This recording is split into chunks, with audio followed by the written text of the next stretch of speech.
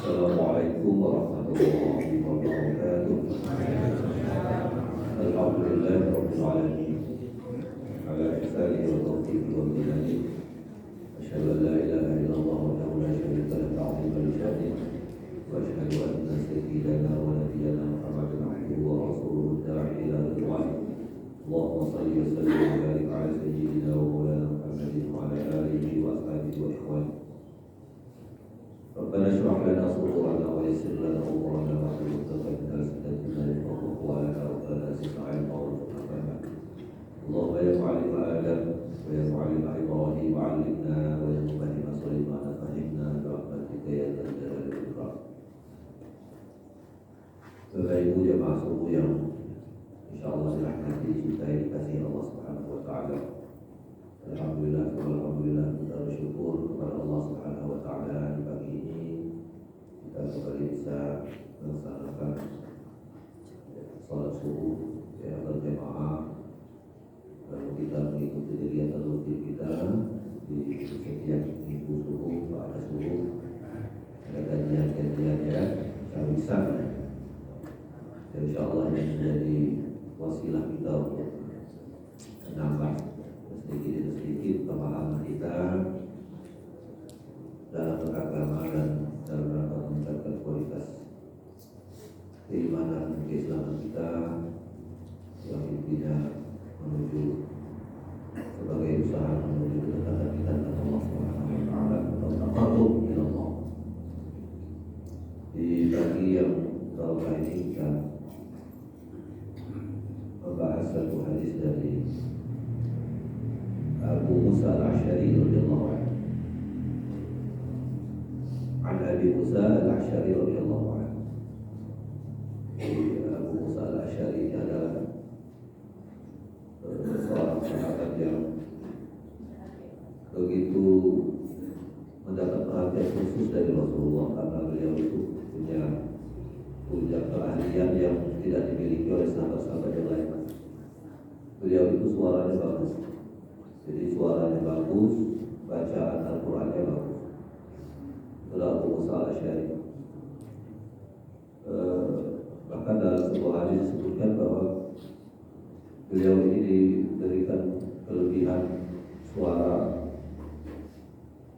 seperti suara yang telah diberikan kepada ahli Daud, ya, keluarga Nabi Daud.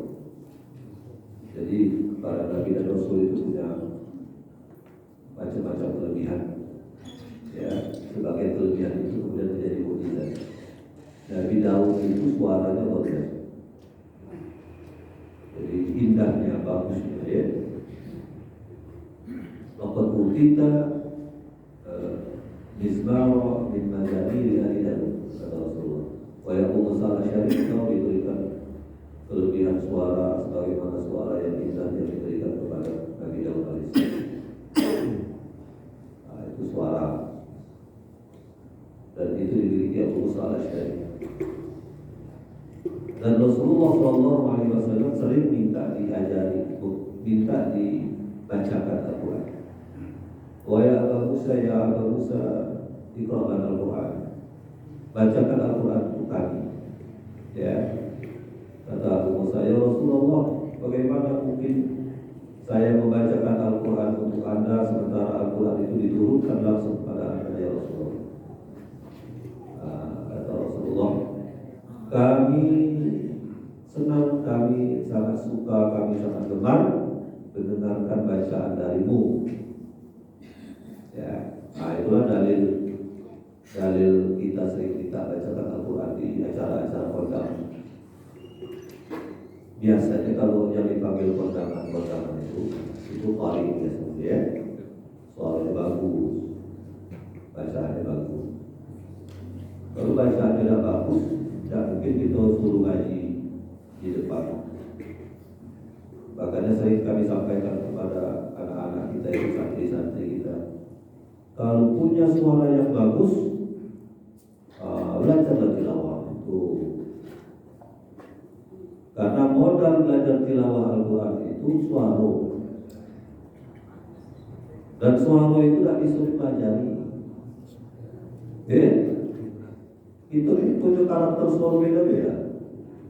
Ada yang lemah didengar, ada yang tidak lemah.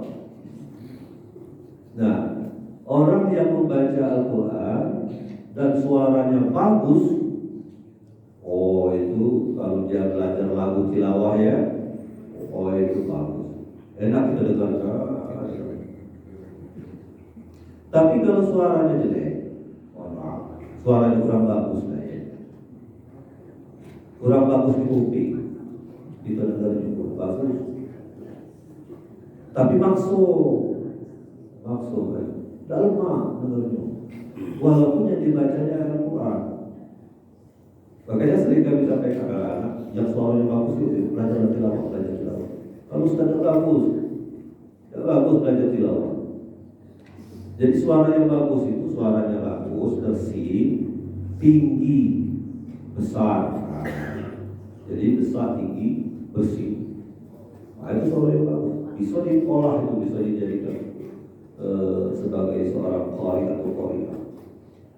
Coba kalau suaranya pecah, cempreng, palas, tidak enak. Ya, jangan memaksa diri. Pokoknya Ustaz, anak aku ini aku serahkan, tahunnya selesai kakek jadi qari. Wah, ada kebaca kalau suaranya di bawah standar. Ya, cuma kalau dijadikan hafiz lah. So, kalau hafiz penghafal Quran nggak perlu suara yang bagus, ya kan? Standar jadilah. Cuma kalau untuk qari seperti Abu Musa al-Asy'ari itu karunia Allah ya. Gak bisa dipelajari. Ini Ustaz, suara anakku jeleknya, coba jadi bagus. Manalah ya. Perlu diobati Ustaz, suntik. Gak bisa. Ya, karena itu bawaan. Gak bisa. Makanya kalau ada anak-anak ibu-ibu yang bagus, suaranya bagus, coba belajar tilawah. Banyak tilawah, majelis-majelis tilawah yang lain. Nah, itu salah satu kelebihan Abu Musa al-Asy'ari yang tidak dimiliki oleh sahabat-sahabat yang lain. Makanya Rasulullah SAW, yang kisah Rasulullah balik ke malaman sampai ketok pintu ternyata Aisyah sudah tidur. Itu gara-gara Abu Musa al-Asy'ari ini. Setelah Isya kumpul di masjid, belum langsung balik ke rumah, tapi minta dengarkan Abu Musa al-Asy'ari baca Quran. Keasikan sampai malam. Akhirnya ketika Rasulullah balik dari masjid, ternyata Aisyah sudah tidur. Karena tidak mau bangunkan Aisyah sedang tidur, Rasulullah akhirnya tidur di depan pintu doang. Itu ceritanya begitu. Itu gara-gara Abu Musa. Nah, Abu Musa al-Asy'ari ini banyak meriwayatkan hadis-hadis dari Rasulullah tentang keutamaan membaca Al-Quran. Ya, hadis-hadis tentang keutamaan membaca Al-Quran itu banyak diriwayatkan dari Abu Musa al-Asy'ari. Antara lain apa yang akan kita baca? An Abi Musa al-Asy'ari radhiyallahu anhu, qala Rasulullah sallallahu alaihi wasallam, "Matsalul mu'min alladzi yaqra'u al-Qur'ana, matsalul utrujah rihuha thayyibun wa ta'muha thayyib." Perumpamaan seorang beriman, seorang mukmin yang membaca Al-Quran itu masalul utrujah, jadi seperti buah limau, buah jeruk. Rihuha thayyibun wa ta'muha thayyibun. Jadi seperti buah yang wanginya, baunya harum, wa ta'muha thayyibun, dan rasanya juga manis. Rasanya enak, baunya enak. Durian. Itu utrujah juga. Jadi utrujah itu jenis-jenis buah-buahan yang baunya enak, buahnya enak, rasanya enak. Itu jenis-jenis utrujah. Bau apa? Durian. Itu enak baunya itu. Makanya 2 hari yang lalu masih ada bau. Ya, pas daun. buang angin tuh mau duren. Wah itu sadisnya duren. Ya itu termasuk turja. Jadi seorang mukmin itu diumpamakan seperti seorang mukmin yang rajin baca Quran.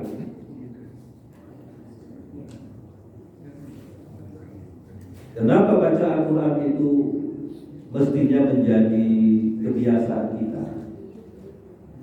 Ya, karena digandengkan dengan iman. Jadi sifat orang yang beriman itu antara lain, ya, sifat orang-orang yang beriman itu antara lain hidupnya itu selalu berteman dengan Al-Quran. Nah, cara berteman dengan Al-Quran yang paling mudah, yang paling gampang itu yang sering baca. Jadi diibaratkan bau dan rasa. Orang yang beriman yang membaca Al-Quran seperti buah yang rasanya enak, baunya wangi. Nah, jadi kama salil turja, ta'muha thayyib wa rihuha thayyib. Karena kita ini Bapak Ibu, orang-orang yang beriman itu dalam proses kita menjalani hidup, ya menuju Allah, kita kan menuju Allah semua. Ibadah-ibadah yang mudah, yang gampang, yang gratis, yang tidak perlu modal, itu banyak, ya, jadi banyak. Untuk beramal itu tidak butuh banyak modal. Tapi kalau untuk berusaha biasanya makan modal, ya. Nah, kalau untuk beramal, untuk nambah ibadah, untuk nambah nilai-nilai ketaatan banyak yang gampang-gampang, yang mudah-mudah. Nah, Al-Quran, hadis, ya, dalam ajaran-ajaran yang disampaikan oleh Rasulullah, untuk menuju ketaatan itu adalah dengan cara-cara yang mudah, dengan cara-cara yang gampang, yang setiap orang bisa melakukan itu. Ya. Antara lain yang selalu diajarkan itu bagaimana kita bisa selalu berinteraksi dengan Al-Quran itu, karena Al-Quran itu ikuti iman. Jadi salah satu refleksi dari keimanan kita itu bagaimana kita memperlakukan Al-Quran.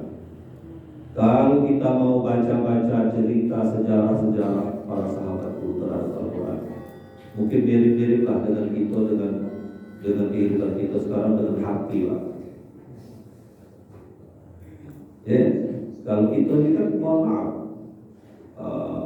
bangun tidur itu bapak-bapak yang dicari bukan istrinya Pak. Malu tidak, malu HP itu tadi. Nah ibu-ibu lama itu dahulu. Ya, cuma kalau ibu-ibu masih suada tidak. Itu ibu-ibu bapak-bapak yang di kampung kami. Kalau sini mana ada bedanya. Ya, kakek mandi bawa HP, bawa kamar mandi bawa HP. Kalau udah pakai HP itu, misalnya HP itu nggak tahu naruh di mana, itu seperti orang stres. Nah, kemana? Ya. Nah, apa lagi aktivitas? Sholat duha, gitu ya. Sholat duha, HP-nya tunggu sampai sini, tak jauh-jauh. Kakek ke pegawai, kerja, aktivitas, dimanapun dia berada di sini. Sampai aktivitas itu terhenti menjelang tidur. Menjelang tidur pun diantarkan oleh HP itu. Lagi lemah-lemah itu, tunggu di HP bangun, diambil. Ya. Nah, jadi HP ini sudah melingkupi aktivitas kita sehari-hari. Kalau kita baca riwayat-riwayat tentang para sahabat memperlakukan Al-Quran persis seperti itu. Luar biasa. Makanya kita sulit untuk menandingi bagaimana mereka memperlakukan Al-Quran. Ya, karena memang sudah sampaikan oleh Rasulullah kan, generasi terbaik, khairul quruni qarni, generasi terbaik itu ya generasi zaman Nabi dulu, para sahabat zaman Nabi. Tsummal ladzina yalunahum, kemudian generasi sahabat setelah meninggalku. Tsummal ladzina yalunahum, generasi tabi'in. Ya. Tsummal ladzina yalunahum, terus kemudian generasi tabi'in. Kualitas beragama. Kalau kualitas orang pintar banyak, makin sini makin banyak orang pintar. Itu tidak kekurangan orang pintar. Ya, kita tidak kekurangan orang pintar, profesor, orang-orang yang berpendidikan tinggi-tinggi, ya. Banyak. Cuman kesolehan, ketaatan, jauh kalau dibandingkan dengan generasi-generasi kita sebelumnya. Masalah keberkahan apa lagi? Masalah keberkahan. Ya. Ilmu tinggi, teknologi kita, ya makin waktu makin tinggi, makin berkualitas. Teknologi umat manusia peradaban dunia.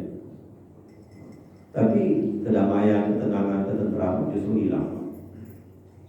Ya, apalagi keberkahan. Nah, ini kondisi kita.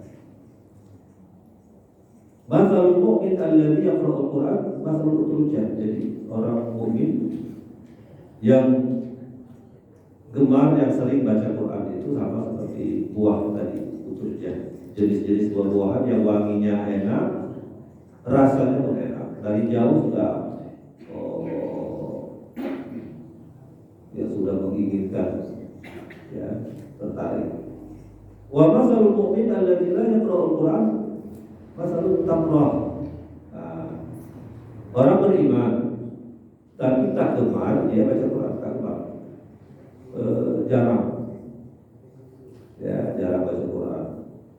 Kama salit tamrah. Seperti buah tamrah itu ya kurma.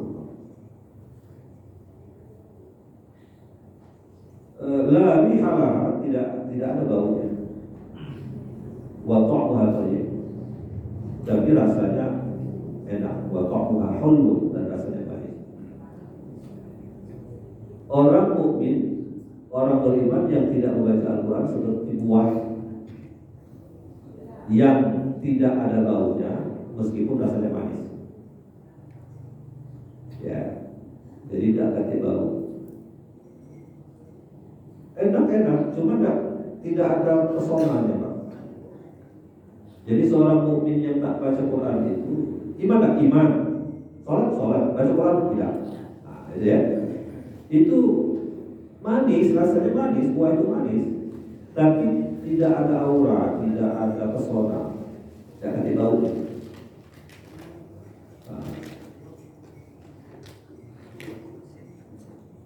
Jadi dibayangkan, diibaratkan, diisyaratkan oleh Rasulullah itu,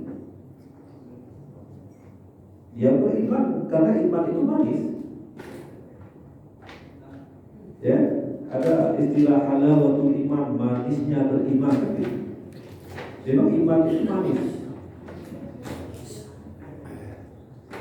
tapi tidak ada auranya, tidak ada pesonanya, tidak ada indahnya, tidak ada penghiasnya. Nah, yang menjadi pesona seorang mukmin, yang menjadi daya tarik wanginya seorang mukmin itu, aura indahnya seorang mukmin itu ketika dia baca Quran. Menyempurna, ya, menyempurna keimanan seseorang. Maka idealnya seorang mukmin itu dekat dengan Al-Quran, membacanya, punya waktu-waktu tertentu yang dia khususkan. Sedikit-sedikit jadilah rutin. Khairul a'mali dawamuha wa in qalla. Kata Rasulullah, sebagus-bagusnya amal itu sedikit tapi terus-menerus. 2 ayat 3 ayat tapi rutin.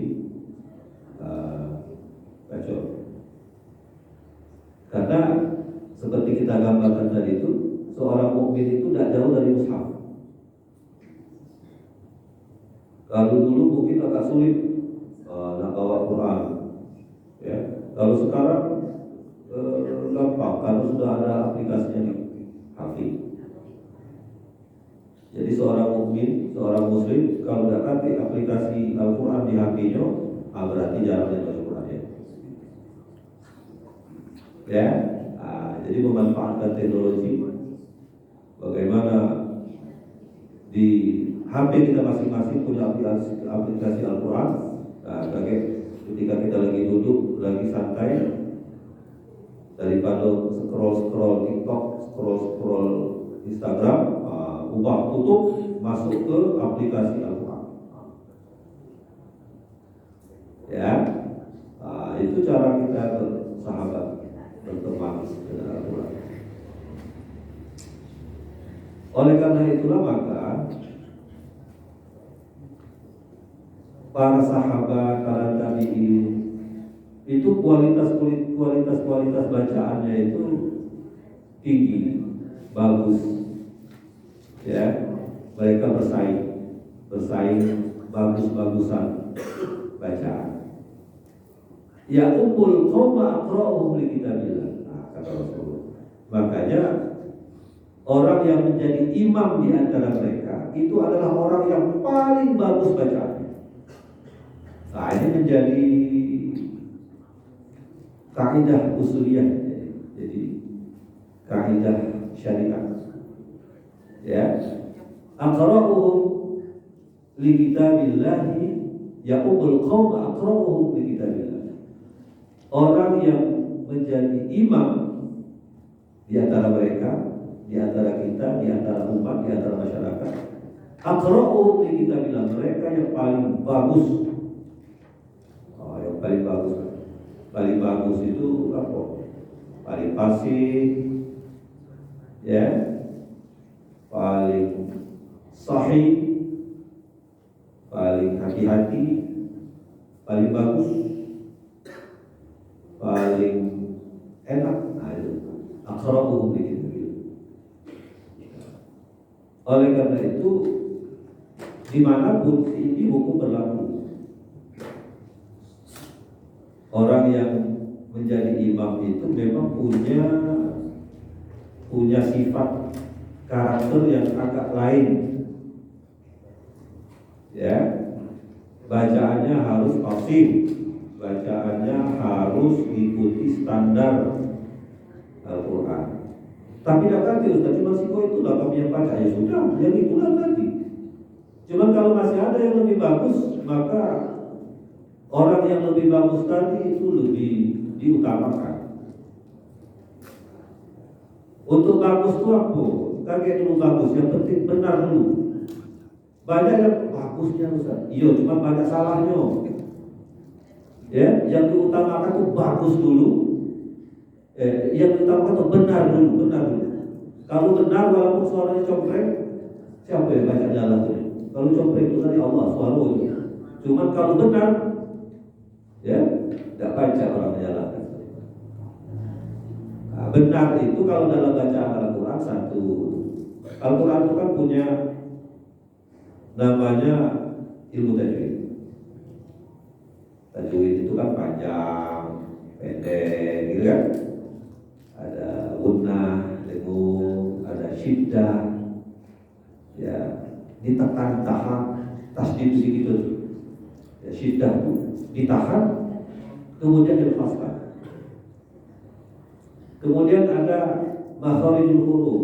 Huruf-huruf 29 hijaiyah itu punya tempat keluarnya. Cuma saro Ustaz belajar makharijul huruf. Memang iyo saro makanya jarang orang yang ambil spesialisasinya itu untuk tajwid. Makanya jarang. Ya, di Palembang ini baca dihitung orang yang betul-betul paham tentang makharijul huruf. Kalau dulu ada Kiai Amin Latif, dulu ada Kiai Sajil Mustafa, ya Nawidin dulu ada. ayahnya Ustaz Taufik Hasturi, Kiai Hasturi, Kiai Nawawi yang di Tahu. Nah itu ketika dia ngajar tentang makharijul huruf, satu huruf itu baca berhari-hari. Ya. Makharijul huruf itu kan kalau dalam teori itu ada 17 tempat huruf keluar.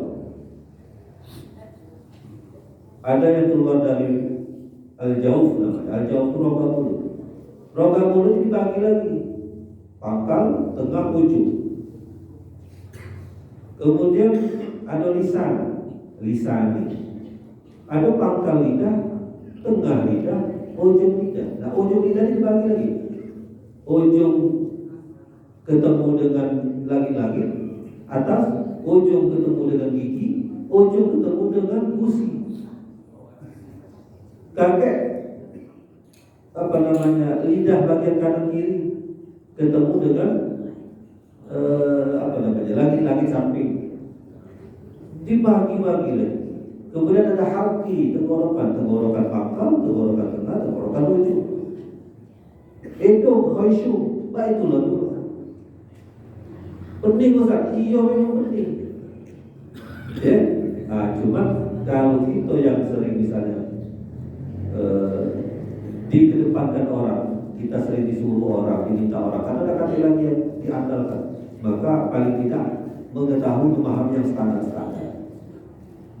Yang standar-standar itu apa? Yang pertama, kamu dalam sholat jadi imam al-fatihahnya dulu. Itu yang penting tuh. Kakek dulu pikirkan, Ustaz tuh pengen belajar qiraat sama kakek. Ya, yang standar dulu, yang standar al-fatihah. Kalau fatihahnya sudah standar, baru cari ayat-ayat yang kita gunakan dalam sholat untuk memilih sholat. Dan suratnya itu ya pilihlah surat-surat yang gampang. Taqra'u ma tayassara minal Qur'an. Jadi Allah saja itu memaklumi kita. Carilah ayat, bacalah ayat yang gampang bagi kamu. Jadi tidak pernah Al-Quran mengatakan bacalah Al-Quran yang ayat-ayat yang berat-berat.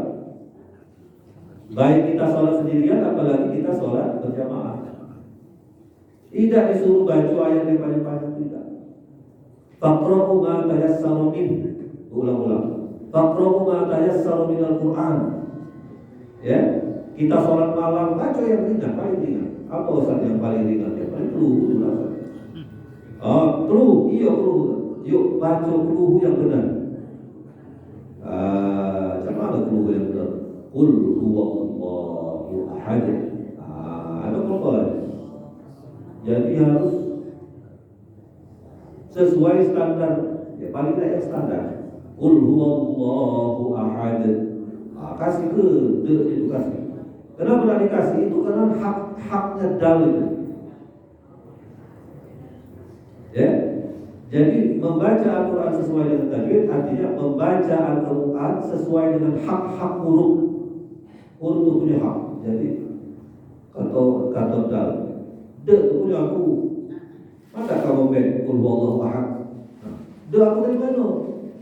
Ya, jadi haknya. Qaf misalnya.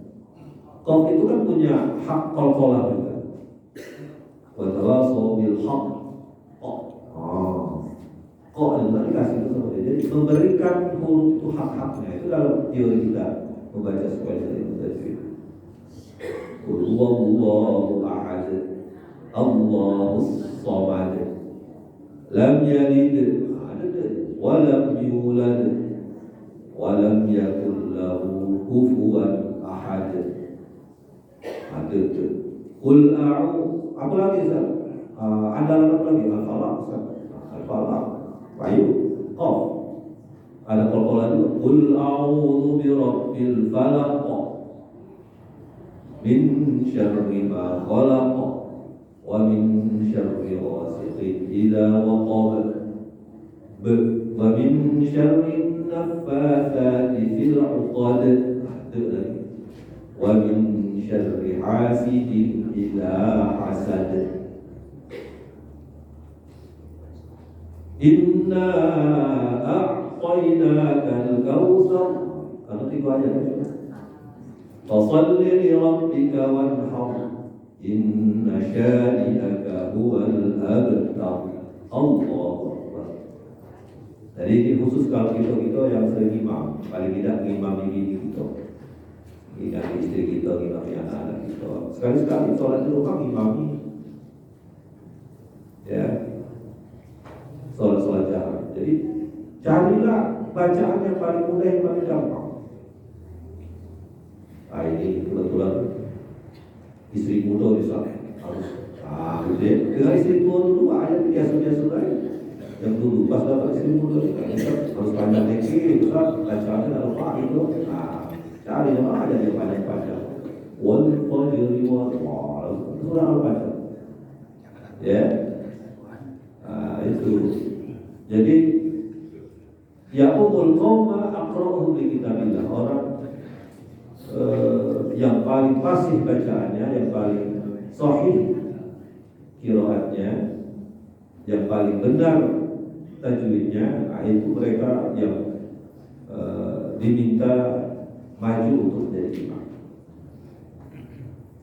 Walaupun masih muda, walaupun masih muda, tapi senior.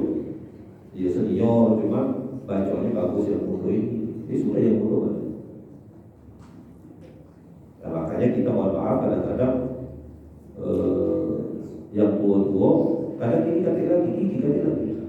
Sifatul huruf tadi butuh gigi Pak. Ya kan? Makhorijul huruf tadi.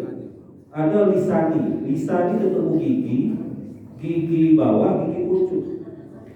Ada harus ketemu antara gigi pucuk dan huruf sa. Kalau kata gigi mana? Kita baca. Makanya yang muda-muda yang masih lengkap giginya itu yang bagus bacaan. Kalau kita gigi ganti lagi, pusing bela pecah-pecah. Lalu ada keluar lagi sifat huruf. Ya, nah, kita dibakar bola, sama gitu, bakar bola, bakar lapis kalau gigi gitu. Cuman ketika gigi kita sudah habis lagi, ya sudah mulai anak-anak itu, cucu kita yang maju juga nanti mau ke depan. Abah nila saro, baju huruf sob, lepas tulah huruf sob yang karena harus ditahan Pak. Ya, kayak kita tasjid itu kan tahan, kemudian lepas.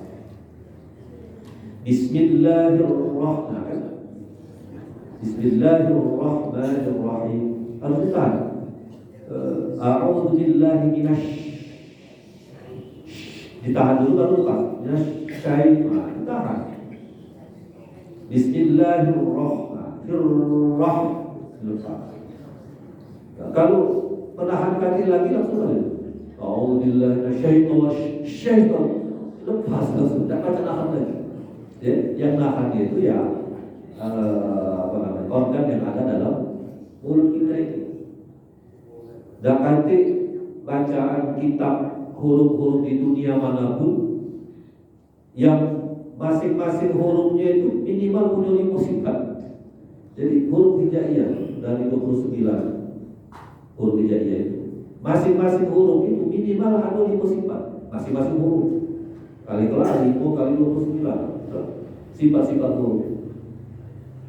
Tempat keluarnya pun 17. Al-Fatiha. Ya. Kalau bahasa Indonesia kan tahu A, B, C, D sudah aja itulah.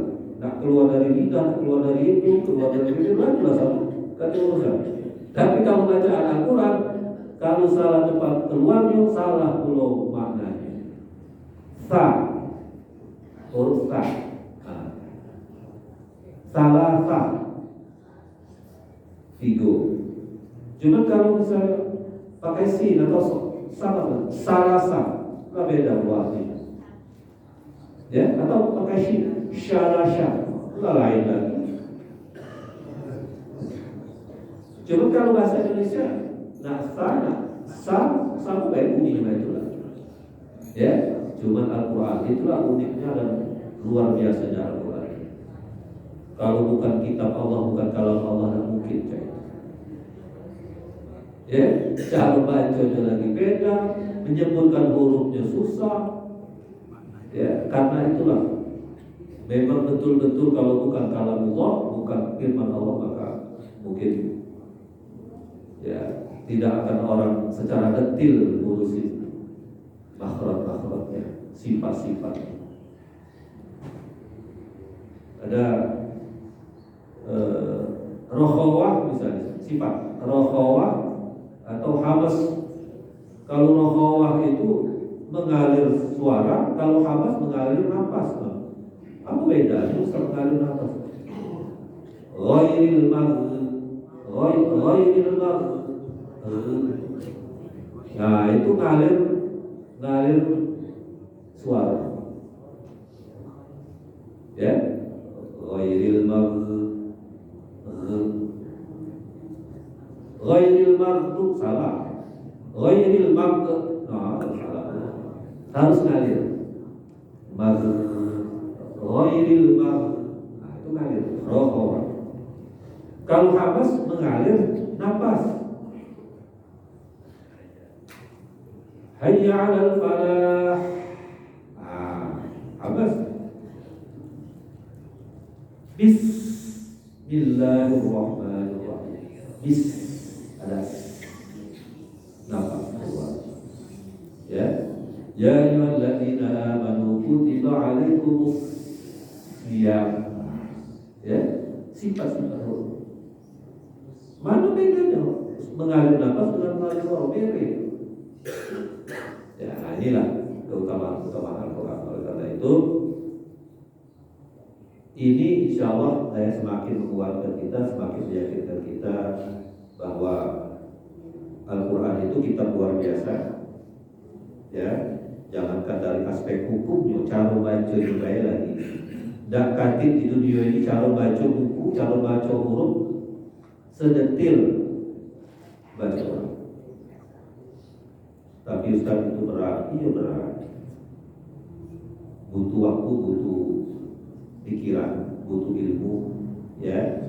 Tetapi bagi orang-orang yang memang mengambil spesialisasi keilmuan di situ, ya itulah tugas dia. Apalagi kalau nanti belajar qiraat lagi, qiraat itu cara bacanya yang berbeda-beda. Itu butuh waktu bertahun-tahun juga itu. Tidak baca dalam waktu sebulan 2 bulan belajar qiraat. Nanti ada 7 macam qiraat sab'ah. Ya, tapi masing-masing imam yang 7 itu punya 2 riwayat, jadi 14. No, 14 macam bentuk bacaan. Kita baru sikot. Ya, yang kita baca selama ini di Indonesia, ya kita belajar. Itu satu versi. Qiraat Imam Hafs, riwayat Asim, ya. Imam Asim, riwayat Hafs, Imam Hafs. Itu satu. Nah, itu ada 7 imam, tapi masing-masing 7 imam ini punya 2 rawi, 2 periwayat, beda-beda. Qiraat sab'ah. Nanti ada qiraat asyarah, 7 ditambah 3, 10. Walaupun yang 3 tadi itu dianggap ghair mutawatir. Tapi sedikit sebab menjadikannya tidak mutawatir, sedikit saja. Jadi kalau hadis itu kadarnya hasan, kadar kualitas 2. Nanti setelah itu ada 14. 7 ditambah 3 ditambah 4 lagi. Banyak. Versi baca Quran itu dari versi.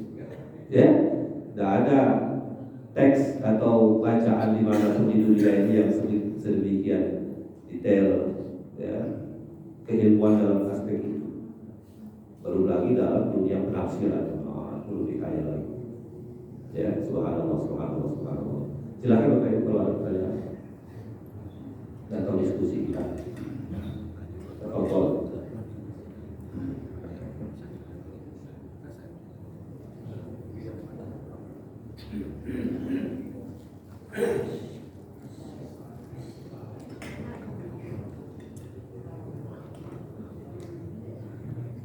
Assalamualaikum warahmatullahi wabarakatuh. Ini berkaitan dengan kualitas umat dari masa-masa Ustaz, seperti Ustaz Sinundan, umat yang terbaik yaitu as-sadiqun awwalun dan seterusnya. buka surah Al-Jumu'ah ayat 2 Ustaz, itu ada 4 tugas Rasul diutus. Walladzi ba'atsa bil ummiyina rasulan minhum yatlu 'alaihim ayati wa yuzakkihim wa yu'allimuhumul kitaba wal hikmah. Ada 4, 3 diantaranya adalah meningkatkan cara berpikir. 3 yang kedua, jadi 4 tugas ini dibagi dalam 2 poin besar, yaitu meningkatkan cara berpikir dan penyucian diri, tasbihun nafs. Kalau kita lihat Ustaz, generasi awal bisa dikatakan itu mualaf semua, karena tidak ada dia berislam karena keturunan. Nah, namanya mualaf itu Ustaz, itu dia menerima Islam karena menggunakan fikirnya dan hatinya tidak menutup diri terhadap kebenaran itu. Terkait dengan penjelasan Ustaz tadi bahwa umat terbaik itu adalah as-sabiqun awwalun. Di hadis lain, Rasulullah itu pernah berkisah bagaimana dia merindukan saudara-saudaranya. Siapa itu? Adalah orang-orang yang berjarak baik, orang-orang yang tidak pernah melihat beliau, tapi dia mempercayainya. Sehingga Rasul sangat merindukan orang seperti ini. Berarti dari sini kita bisa ambil kesimpulan bahwa Rasulullah tidak membedakan umat itu dari masa ke masa. Yang kedua, kalau kita lihat sampai sekarang ini, karena kita sebagai muslim yang terlahir itu, kita kadang cemburu kepada saudara-saudara kita yang baru masuk Islam. Kenapa mereka begitu punya kualitas Karena dia sama berislamnya dengan as-sabiqun awwalun, yaitu menggunakan akalnya dan hatinya begitu. Nah, terkait itu mohon penjelasannya. Wabillahi taufiq wal hidayah. Assalamualaikum warahmatullahi wabarakatuh. Terima kasih, pertanyaan yang bagus sekali Bapak Ibu, terkait dengan kualitas umat. Ya. Kualitas umat seperti yang sudah kita jelaskan. Khairul quruni qarni, tsumma alladziina yalunahum, tsumma alladziina yalunahum. Tapi memang ada satu riwayat yang ini menjadikan kita optimis. Saya kira mungkin Bapak Ibu sudah pernah dengar kisahnya. Rasulullah itu ada suatu ketika bersama para sahabat, tiba-tiba menangis tanpa sebab. Ya. Jadi lagi bersama para sahabat, duduk, lagi ngobrol-ngobrol kecil dengan, tiba-tiba Rasulullah terdiam, menangis. Lalu para sahabat kebingungan. Biasanya ada sesuatu Rasulullah kalau menangis ada sesuatu. Apakah beliau menerima wahyu? Tidak sudah menerima wahyu. Beliau kalau menerima wahyu dia nanti ada sebentar badannya gitu ya. Kadang seperti tertidur. Nah, itu para sahabat sudah paham nih, kalau Rasulullah tiba-tiba seperti tertidur, itu menerima wahyu. Atau terkejam, tangannya bergetar, menerima wahyu. Tapi ini Rasulullah tiba-tiba menangis. Air matanya keluar. Lalu sahabat bertanya, ya Rasulullah, apa gerangan yang menyebabkan engkau menangis? Ya. Kata Rasulullah, saya kangen, saya rindu dengan saudaraku. Saya kangen, saya rindu sama saudara. Ikhwani. Saya kangen, saya rindu dengan saudara. Para sahabat bingung, ya Rasul, bukankah kami ini adalah saudara-saudaramu, kita berjuang di jalan Allah sama-sama, kita menjayakan, meninggikan kalimat Allah sama-sama, kita berjuang bersama-sama, menghadapi musuh sama-sama, sama rasa. Ya, kalau kamu antum ashabi, iya betul kata Rasul, tapi kamu itu adalah sahabat-sahabat. Jadi Rasulullah itu punya sebutan tersendiri untuk umat Islam. Siapapun yang berjumpa dengan beliau, hidup segenerasi dengan beliau, itu sahabatnya Rasulullah. Ya, jadi bukan antara guru dan murid, bukan antara kiai dan santri, bukan. Tapi sahabat, melambangkan kebersamaan kita bersama-sama, mencari iman, belajar iman sama-sama. tidak ada kelebihan, tidak ada keutamaan. Kita sama-sama, kita sahabat semua. Nah, itu bahasanya. Ya, ya antum ashabi, kamu semua adalah sahabat-sahabatku. Lalu siapa saudara ya Rasulullah? Siapa yang disebut dengan ikhwan itu? Siapa saudara? Nah, disitulah Rasulullah menjelaskan, kata Rasulullah, nanti akan hidup di suatu masa yang jauh dari masaku sekarang. Mereka tinggal di suatu tempat, mereka tinggal di suatu kota, suatu daerah yang jaraknya jauh sekali dari tempat tinggal sekarang. Mereka hidup melampaui zaman, ya jauh dari zaman sekarang. Kalau kamu sahabat-sahabatku beriman denganku karena kamu menyaksikanku, melihatku bagaimana aku hidup, bagaimana aku berbuat, bagaimana akhlakku. Kamu beriman kepadaku karena kamu mendengar langsung seruanku, kamu menyaksikan turunnya wahyu, kamu menerima penjelasan hadis-hadis dari aku. Ya, tapi mereka nanti yang hidup jauh dari zamanku, yang mereka tinggal jauh dari tempat kelahiranku, mereka tidak pernah mengenalku, tidak pernah bertemu dengan aku, tidak pernah melihat bagaimana aku sholat, bagaimana aku makan, bagaimana aku ke pasar, bagaimana aku berjalan. Tapi mereka beriman kepadaku dan mereka sangat cinta kepadaku. Nah, itulah saudara-saudara. Ya, hum ikhwani, mereka itulah saudara-saudara. Jadi mudah-mudahan kita yang dimaksud oleh Rasulullah. Ya.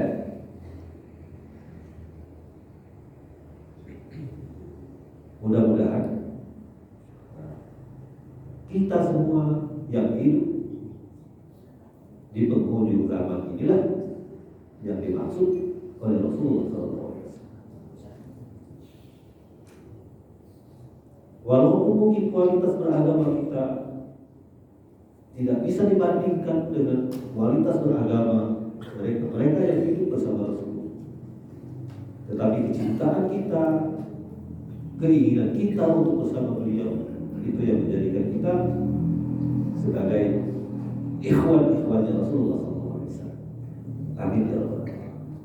Ya, mudah-mudahan apa yang dimaksud oleh Rasulullah itu adalah kita yang memang kita tidak pernah ketemu dengan Rasulullah, tidak pernah berjumpa dengan Rasulullah, tidak pernah menyaksikan bagaimana beliau. Ya, tapi karena kecintaan kita, kerinduan kita kepada beliau, ya sebagai imam, ya sebagai pemimpin yang nanti kita harapkan syafaat. Mudah-mudahan itu nanti yang menyebabkan kita disebut oleh Rasulullah sebagai ikhwan, saudaraku. Dan ternyata kalau benar, maka ternyata Rasulullah juga kangen sama kita. Dan kangennya Rasulullah itu sudah diungkapkan dulu.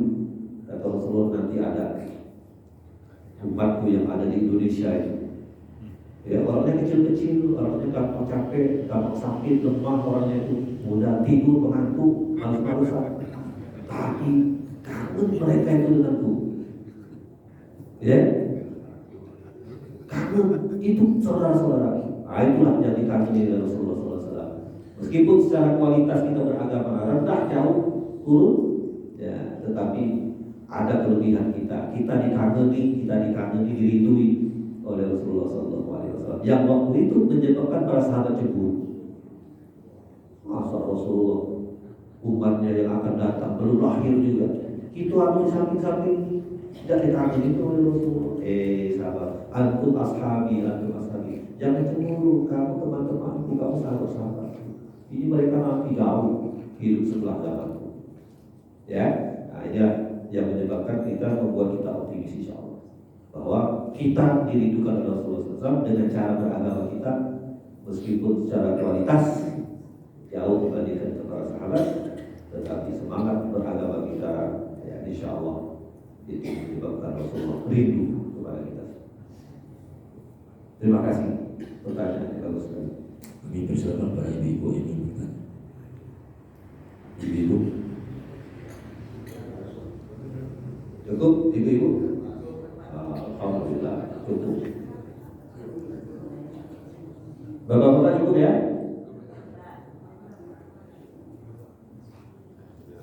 Jelas? الإسلام وبالحق الحق لا يرجع اللهم صل وسلم وبارك وسلم وشرف وعظيم على سيدنا ومولانا محمد وعلى آله وصحبه أجمعين اللهم اجعل جمعنا